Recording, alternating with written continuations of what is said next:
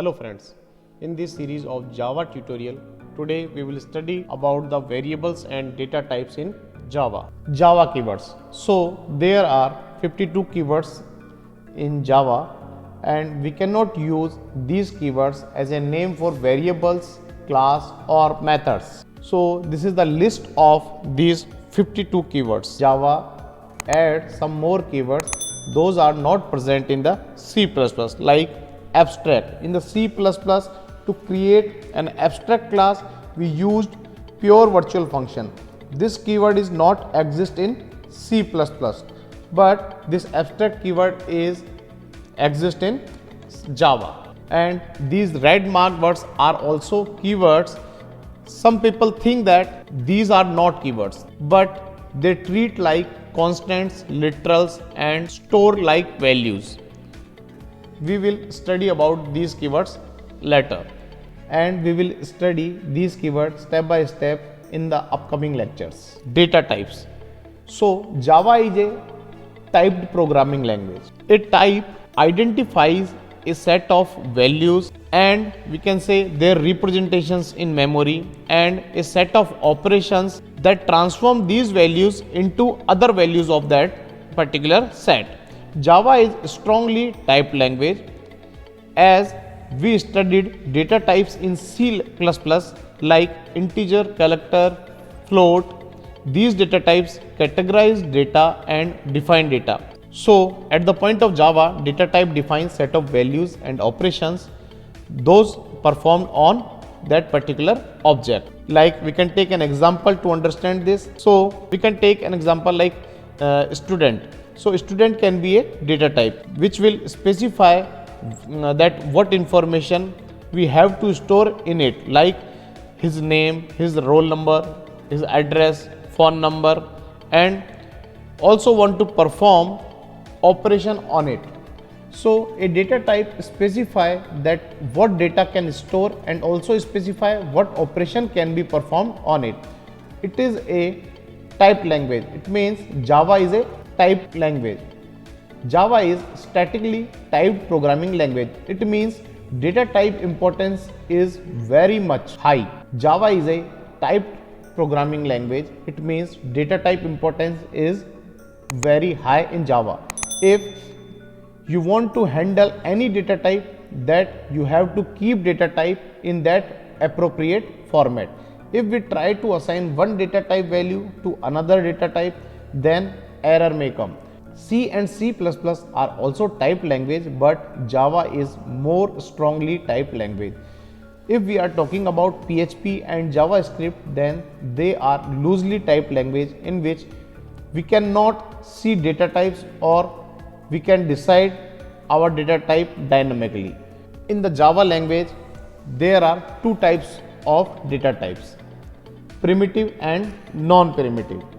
Primitive means integer, character, float that contain atomic value or single value, and non-primitive type like array, structure, class.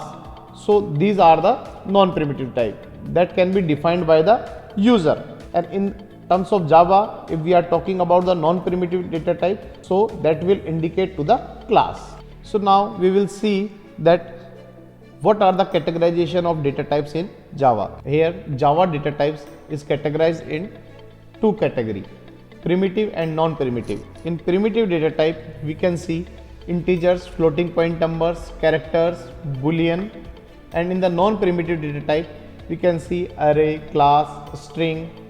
So we will learn about these all data types step by step. First, we are taking primitive data types. So here, this is the table of the data types. So this is the table of primitive data types. In this primitive data type, we can see the size that will contain by these data types and what are the ranges and the example of these data type, that how we can use these data types in the language. Basically, you can clearly see that this byte data type will contain 1 byte in memory and its range will be -128 to 127. And this is the example then how we can declare this particular type of variable in the language or in our program. as it is short, int, long. So this byte is a new data type. If we have to store any integer type value, then we have many choices, and we can make byte type variable and its size will be the 1 byte, and we can keep it limited or small numbers. So here we have these choices in the integer type data type. If we want to declare any integer type variable, then we have these 4 choices: byte, short, int and long. So, and you can see how much memory they will consume and how we can use these data types in a programming language. After that, float and double. So float contains 4 bytes in memory, double 8 bytes, and this is the example of then how we can going to use these type of variables in program. After that, character. So character contains 2 bytes memory. So character consumes 2 bytes in memory. It means 16 bytes. So in C++ it takes only 1 byte, but in Java it takes 2 bytes because Java uses Unicode system, not ASCII code system.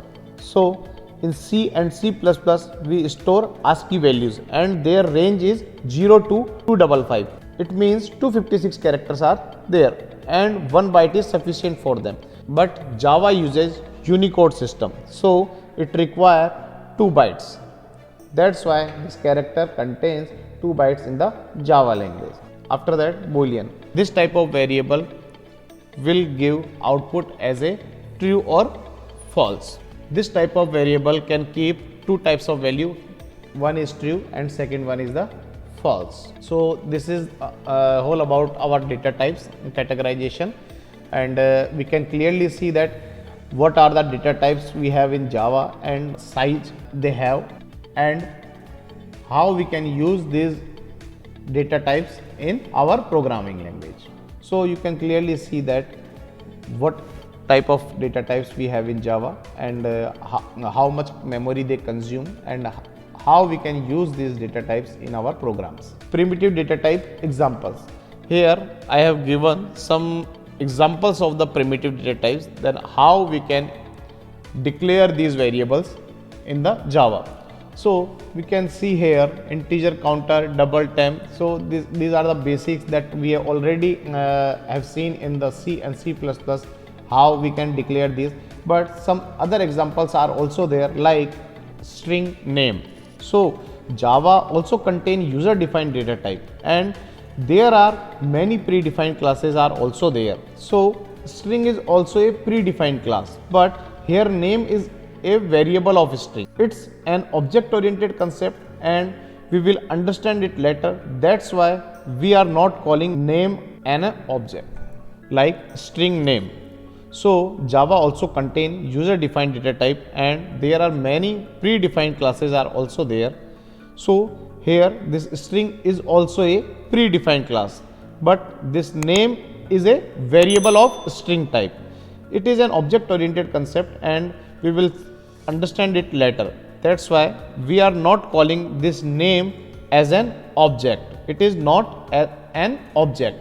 It is a variable of string type. So string is not a keyword. It is a predefined class. That's why it is not a primitive data type or predefined data type. Here we are also following some different process to create an array in Java. In the C++, we simply create array as we created in the C language. But in the Java, how we can create an array, there are some different processes are there. So what are these processes? Like these statements. Here we can create an array in both manner. We can put this bracket before the variable and after the variable, and by writing this statement we cannot say that we are making an array. Here instead of it we have to say that we are creating a variable. We are creating a variable age who will point to an array. We will study this concept later in upcoming lectures. So these are some examples of primitive data types I am elaborating you. Constants in Java. So integer constant consists of sequence of digits. If the constant is to represent a long integer value, it must be suffixed with an uppercase L or lowercase l.